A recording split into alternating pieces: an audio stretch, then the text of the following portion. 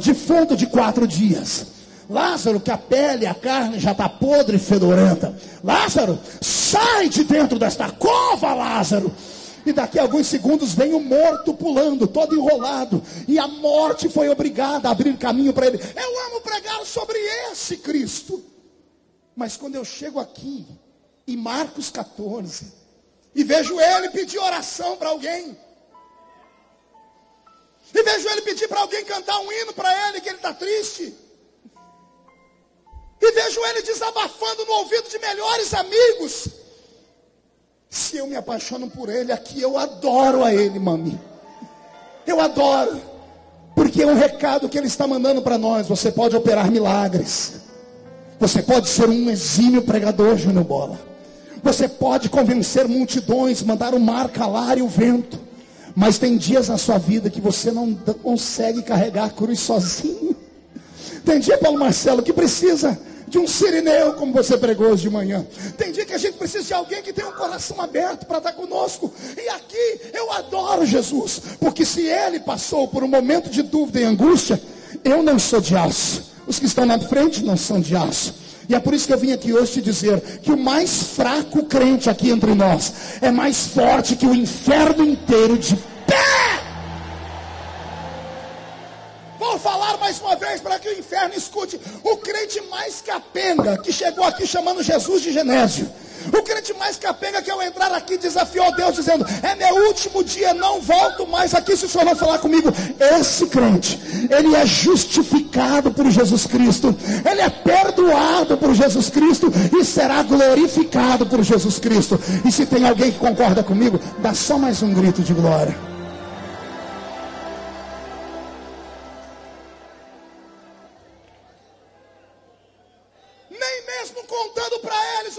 Sentindo, ele não disse que estava com dor de dente, nem com a mente doendo, ele disse que estava sentindo a morte chegar. Nem mesmo isso fez os discípulos orarem com ele. Quando eles começam a orar o Pai Nosso, pastor Vanderlei Carceriano, e terminam, Jesus disse assim mesmo: tem cruz que a gente tem que carregar sozinha. Nem o melhor amigo pode acompanhar a gente. Ele levanta Newton e vê todo mundo dormindo. O coração está na mão. Ele entra pelas pairagens daquele jardim, o jardim das oliveiras, o jardim do Getsêmani. Getsêmani significa prensa de óleo. Ó, para onde está indo a oliveira verdadeira?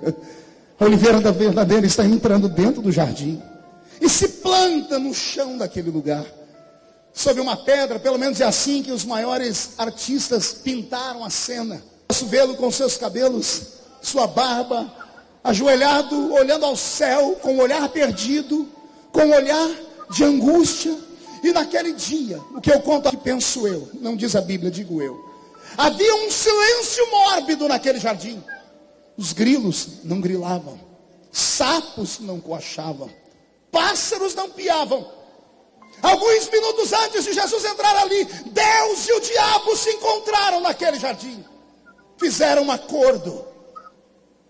Deus disse ao diabo: você não vai atormentá-lo aqui com seus demônios, e eu não colocarei meus anjos aqui para fortalecê-lo, porque neste momento a decisão é dele, e só dele. Não há influência. E quando ele se põe naquele jardim em oração, ele sente o medo, porque ele enxerga tudo antes da hora. Ele é Deus. Ele é o que, igreja? Não ouvi, ele é o que? O lado divino dele, que é o lado que nós mais amamos, porque é o lado que opera milagres. Naquele dia foi o maior inimigo que ele teve, porque o lado divino dele trazia antes da hora a visão de tudo que ia acontecer. Segundos antes de tudo, ele antecedia o fato e via. Ele enxergou, por exemplo, toda a humilhação que sofreria com Caifás. Ele enxergou por antecipação a humilhação que ele sofreria com Pôncio Pilatos. Ele sentiu por antecipação o flagelo que sofreria lá no jardim, que daqui a pouco eu falo. Também sentiu o peso da cruz e toda a angústia. E quando ele sente tudo isso ao mesmo tempo, o coração dele dispara. E aqui eu falo sobre um estudo que fiz. Nenhum ser humano suporta uma emoção tão grande. O coração de Jesus Cristo era para ter explodido naquele momento. Era para Jesus ter infartado. Mas ele estava proibido de morrer de infarte, Porque gente infartada não pode salvar o outro, tem que ter um sangue derramado. Como o coração dele não pode explodir, a pressão que o sangue sai dali começa a fazer as veias do seu corpo inchar. E as veias do seu corpo inchando, as veias mais diminutas estão no cérebro. Eram para essas veias terem estourado em um aneurisma e Jesus ter tido ali um derrame cerebral. Mas ele estava proibido de ter um derrame cerebral, porque todo torto não poderia subir à cruz. As veias suportaram. E como o sangue não tem para ir, para onde ir, as veias do cérebro começam a esticar, mas não explodem, elas trincam. E ele começa a suar, não mais suor, mas gotas de... Não ouviu o que foi que ele suou? Quando ele passa a mão na sua fronte e vê o sangue, o lado humano não aguenta. Ele olha para o céu e grita: Pai, se for possível, passa de mim esse cálice. E tem uma vírgula ali, diga comigo, uma vírgula. Oh, bendita vírgula. Quem conhece a língua portuguesa sabe que a vírgula é colocada em uma sentença, em uma frase, para dar tempo daquele que está falando respirar, equalizar o pensamento e continuar falando. Aquela vírgula foi o momento em que Jesus parou para respirar a sua angústia. Era para ele ter continuado a sentença. Ele disse: se for possível, passa de mim este cálice. Mas depois da vírgula tem uma outra sentença. Ao invés de ele dizer: eu estou com medo, ele olha para o céu e diz: todavia, seja feita a tua vontade e não a minha. Eu chorei o dia que eu entendi isso. Eu perguntei: Jesus, por que o senhor falou isso? Ele disse: por causa daquela vírgula. Eu disse: o que o senhor viu na vírgula? Ele disse: na vírgula eu não vi nada. Mas no momento em que eu parei para respirar, eu abri os meus olhos espirituais, que me fizeram anteceder e ver a cruz. E eu vi a cruz antes da hora de novo. Só que agora eu não me assustei, porque eu inclinei a cabeça para a direita e enxerguei lá na frente, depois da cruz. E depois da cruz eu vi os gideões missionários da última hora. Depois da cruz eu vi as sentenças que foram decretadas de vida eterna. Depois da cruz eu vi aqueles homens e aquelas mulheres de mãos levantadas, dando grito de glória, mandando força, dizendo que o céu é logo ali. E por causa desse povo, vou repetir, por causa desses malucos que ninguém entende, que nos chamam de desequilibrados, por causa desse povo, ele olhou para o céu e disse: todavia, seja feita a tua vontade, não a minha. E ele se levanta. Ele se levanta numa força incrível. Não é mais o mesmo homem que entrou. Eu disse que não é mais quem? Não ouvi? Não é mais quem? Pergunte por quê. Ele entra depressivo. Ele entra triste. Ele entra angustiado. Quando ele se levanta, ele sai dali como um guerreiro. Ele sai mais forte que um guarda pretoriano.